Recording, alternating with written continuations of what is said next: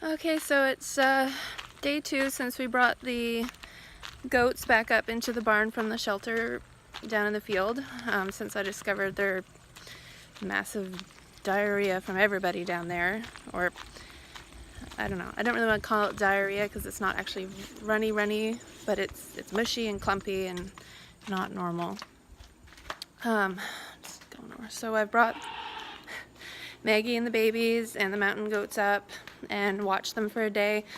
I also checked Maggie's eyes, her eyelids, all their eyelids.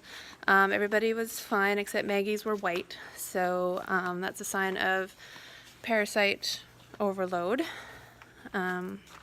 So we dosed everybody with more dewormer. Hello.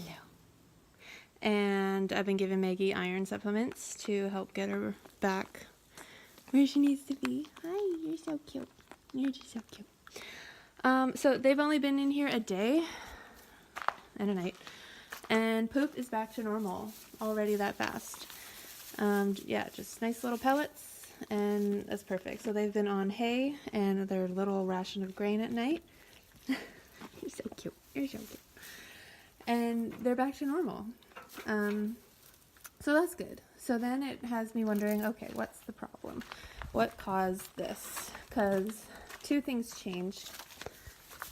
The ladies, yeah, and the mountain goats too, their poops are fine, little pebbles, good to go.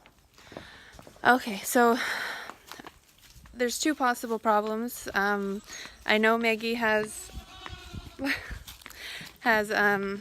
worms because we got her when she was pregnant, and I wasn't sure what kind of dewormers were safe to use on her, so when I was deworming all the others, I was only using like Safeguard on her, which isn't very effective, and it only treats for like 2 kinds of worms. So it makes sense that she would have a problem with worms because she wasn't being dewormed like the others. Also, the other thing that changed was the diarrhea started when we moved her down to the pasture. So this is what the pasture looks like. It's our hay field. This is what we cut for hay, and it's growing back this tall green grass. And we just thought, like, you see pictures of sheep and goats, you know, grazing, and you see these beautiful green rolling hills, and you're like, this is perfect, this is what they need, they can live on this. But apparently I'm discovering that that's not the case. So just walking down to the run-in shed here where I left the sheep.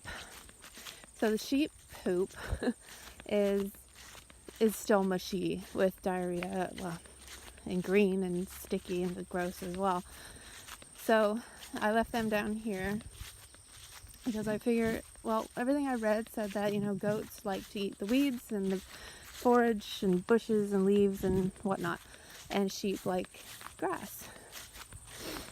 So I figured the sheep would be fine down here. Ladies, where are you guys? Oh, stupid gates. There we go. They're obviously in for the afternoon. Hi, how are you guys? Hello? Yeah, so I left them down here, and their poop is still the same. So ever since we got them about 2 months ago, their poop has always kind of been clumpy. It was like a bunch of balls, you know, little pellet balls kind of all stuck together. I just figured that's the way sheep poop looked. Apparently it's supposed to look just like goat poop, you know, so it's always looked like that. Kind of balls all squished and smushed together. But it's gotten even more mushy. Like, it doesn't even look like balls. It's just coming out like big mushy logs, you know. So all of this stuff is them, because I cleaned it all out once I took everyone out, so I could know who was pooping what. So that's what it's looking like. So apparently it's not supposed to look like that, is it? No. And it really smells too. They haven't been eating any hay, so I filled this up 2 days ago, and they haven't touched it. Not a thing. So they're just relying on the grass, which I thought was kind of the point. Yeah.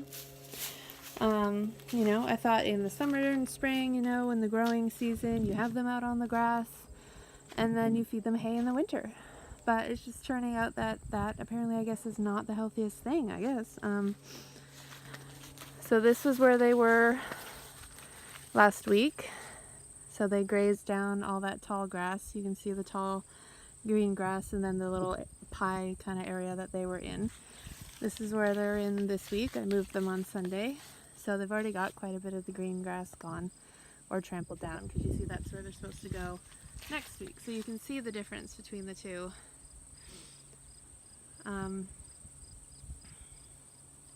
this one hasn't even been touched because this is where the alpacas and the other goats are supposed to go. But now I have no idea what we're supposed to do with everybody. Pasture areas for the bucks and the males. They've got this pasture here we just refenced with the baby barn, and they've got that bigger pasture over there. So this one I'm letting lie for a month to kill off any parasites and whatnot and let the grass regrow. So they're over on that side. There's not much for them to eat. There's not much grass. There's not much foraging or anything. So they're pretty much on hay. And then I give them a bit of grain when I bring them in the barn at night. And everyone over here is doing well, as far as I can tell. Everybody's eyes are the right color and everyone's poop is the right consistency. So I guess that's all I'm looking for. Hi, Dolly. So maybe this is actually the best way to do it. To just have them on a field that's not quite a dry dirt lot, but that's been eaten down, I guess. I'm not sure. You hear so many conflicting things. Some people say, oh, it's best to have them on grass that's taller than 4 inches because most of the parasites live below that. But then you've got to be moving them in and out all day so that they're not eating too much of it, because too much green grass causes stomach upset. So I'm not quite sure. I guess we're just going to have to try to figure out what works best for us and our critters. But these guys are healthy up here. So I figure what's happening with these guys is working. So we should, I guess, try to attempt to achieve the same results down in the field.